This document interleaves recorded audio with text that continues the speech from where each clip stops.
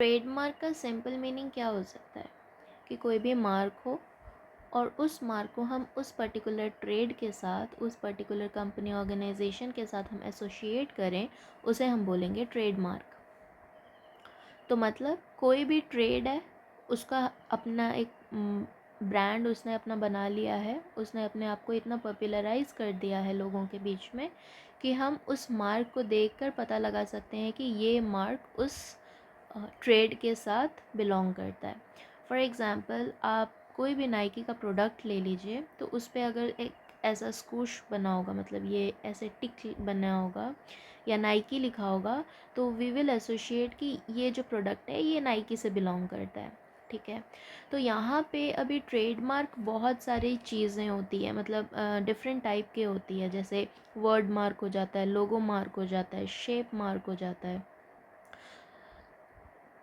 But particularly क्या है कि कोई भी ऐसा मार्क है, ठीक है, और वो मार्क को हम उस ट्रेड के साथ एसोशिएट कर लें, उसे हम बोलेंगे ट्रेडमार्क। अब वो वर्ड से हम करें या हम लोगों से करें या शेप से करें या फिर किसी पर्टिकुलर साउंड से कर लें या फिर कोई कलर है उससे हम कर लें, ठीक है, कोई एरोमा है उससे हम कर लें, ठीक है। तो ये सारी चीज़ें हैं जो एक ट्रेड को एसोशिएट, मतलब एक ट्रेड के बारे में हम जान जाएंगे उस पर्टिकुलर सिंबल या ग्राफिकली हम कोई भी चीज़ को रिप्रेजेंट कर लें, उसे हम बोलेंगे ट्रेडमार्क। ठीक है, ये ओवरव्यू है जस्ट, ताकि हमें पता चले कि मोटा मोटा ट्रेडमार्क होता क्या है। ठीक है, अभी कुछ टाइप हैं उसके, जैसे वर्ड मार्क। तो यहाँ पे नाइकी का फॉर एग्ज़ाम्पल ये वाला पार्ट जो है ये नाइकी का बिलोंग कर रहा है, तो ये जो नाइकी लिखा हुआ है ना, NIKE, ये वर्ड है।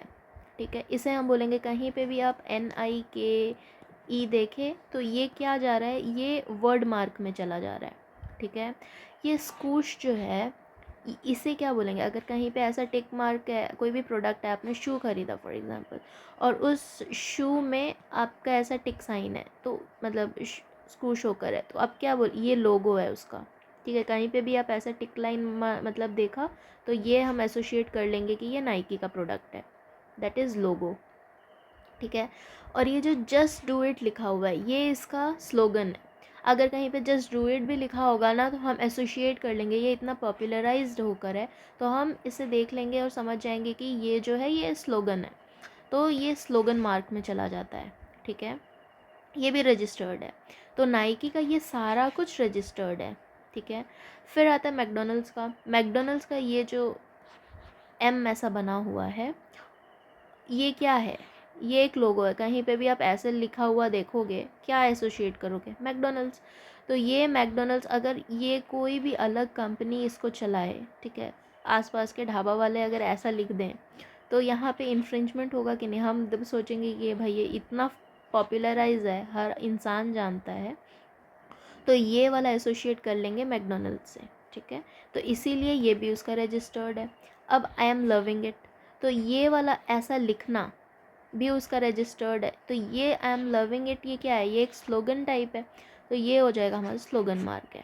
ठीक है, मगर ये ऐसा सिंबल, ये हो गया हमारा लोगो।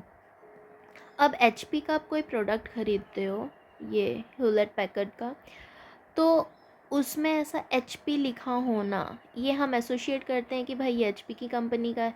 ठीक है, ये HP का प्रोडक्ट है। अब देखिए, ये HP छोटे फॉर्म में लिखा है, तो हम एसोशिएट करते हैं ये ह्यूलेट पैकर्ड का है। ठीक है, बट अगर कैपिटल P है, तो भाई ये हिंदुस्तान पेट्रोलियम चला जाता है। ठीक है, यहाँ पे देखिए, ये H और ये P लिखने का अपना तरीका अलग है। ठीक है, हम ऐसे भी तो लिख सकते थे, मतलब ये ऐसे भी लिखा जा सकता था, ठीक है, या ये फिर ऐसे भी लिखा जा सकता था, तो अपने हर एक प्रकार से लिखा जा सकता था, बट इन्होंने क्या रजिस्टर किया, इन्होंने स्मॉल p इस टाइप में किया, ह्यूलेट पैकर्ड ने अपने को लिखा, हिंदुस्तान पेट्रोलियम ने कैपिटल H कैपिटल P में लिख लिया। ठीक है, अब भी देखिए, जैसे ह्यूंडाई और होंडा, दो गाड़ी है, ह्यूंडाई का भी आता है, होंडा का भी आता है। अब ह्यूंडाई जो है, अगर वो ऐसे लिखता है तो ये ह्यूंडाई हो गया, अगर हम कभी कहीं सिंबल ऐसे करके देखेंगे तो दैट इज़ ह्यूंडाई। और अगर ऐसा लिखा हुआ देखेंगे तो हम एसोशिएट करेंगे कि ये होंडा का है। इतना सा ही डिफरेंस है, ठीक है। तो यहाँ पे देखा जाएगा कि दोनों अलग हैं, हम दोनों को अलग अलग मतलब एसोशिएट करते हैं। एक्चुअली अगर आप एक झलक में देखो तो एच भी लिखा हुआ है और आई का भी सिंबल जा सकता है, ये एक एच का सिंबल है या, ठीक है। और एक्चुअली यहाँ पे क्या है ना कि यहाँ पे दो लोग हाथ मिला रहे हैं, Hyundai में ऐसा है, ठीक है। तो ये देखिए ये क्या होगा, ये हमारा एक सिंबल ही तो है, ठीक है, ये एक लोगो है हमारा, ठीक है। ये सब क्या है, ये लोगो में चला जाता है, ठीक है। उसके बाद आता है हमारा शेप मार्क। तो जैसे कोको कोला का ये जो बोतल है ना, ये शेप, इसका शेप मार्क होकर, मतलब ये इसका शेप रजिस्टर्ड है। अब ये जो कोको कोला का बोतल है, ये जो रजिस्टर्ड हुआ, ये किससे इंस्पायर होके हुआ, ये कोको पॉट से इंस्पायर होके बनाया गया। इसमें जो ऐसे ग्रूव बना हुआ है, इसमें वैसे ही ग्रूव बनाया गया। तो इन्होंने अपना शेप को मार्क रजिस्टर करवा लिया, ताकि अगर हम कोई भी बोतल में ऐसा देखें, ऐसा शेप का देखें और इसमें ग्रूव बना होगा, तो हम मार्क कर लेंगे कि भाई ये कोको कोला का बोतल है, भले ही ये स्टिकर ना रहे उसमें, ठीक है। उसके बाद आता है हमारा शेप मार्क में, देखिए ये आईफोन है, आईफोन का अगर ऐसा हाफ ईटन एप्पल है, तो हम इसे क्या इसे हम मतलब समझ ही जाएंगे, ब्रांड को समझ जाएंगे कि ये आईफोन का प्रोडक्ट है। अब जैसे आईफोन के इतने सारे प्रोडक्ट्स हैं, ठीक है, फ़ोन हो जाता है, ईयरपॉड्स हो जाते हैं, वॉच हो गया, टैबलेट हो गया, ठीक है, तो कीबोर्ड हो गया, इसका जितने भी प्रोडक्ट्स हैं उसने अपने प्रोडक्ट में ऐसा एप्पल बना लिया है, ठीक है, हाफ इटन एप्पल। इसने इन्होंने लिखा भी नहीं है नीचे iPhone, but we will associate कि ये भाई आईफोन का प्रोडक्ट है। वैसे ही सैमसंग है तो सैमसंग का लोगो देख के आप समझ जाइएगा कि सैमसंग है। तो हर कंपनी, मतलब हर एक ट्रेड ने अपना एक मार्क बना लिया है, ठीक है, दैट इज़ कॉल्ड ट्रेडमार्क। आप कोई भी मार्क देखकर किसी ट्रेड को एसोशिएट करोगे, भाई वो ट्रेडमार्क है, सिंपल। अच्छा, अब कुछ साउंड होते हैं उस साउंड से आप एसोशिएट कर लोगे कि ये जो साउंड है ये पर्टिकुलर चीज़ से एसोशिएट करता है। फॉर एग्ज़ाम्पल नोकिया का ट्यून हो गया, MGM का जो लायन रोर हो गया, नेटफ्लिक्स का टुडुम।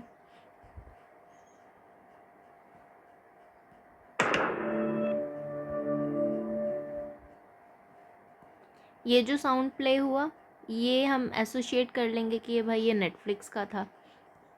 अब MGM का जो लायन रोर है वो हम एसोशिएट करेंगे कैसे, देखिए अब प्ले करती हूँ मैं।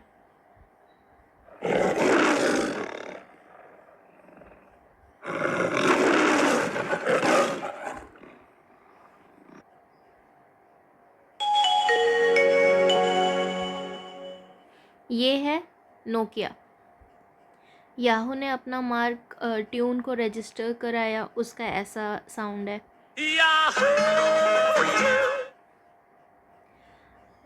ये 20th सेंचुरी फॉक्स अगर बोला जाए तो आपके मन में एक ट्यूनिंग आ जाएगा, जैसे कि ये है।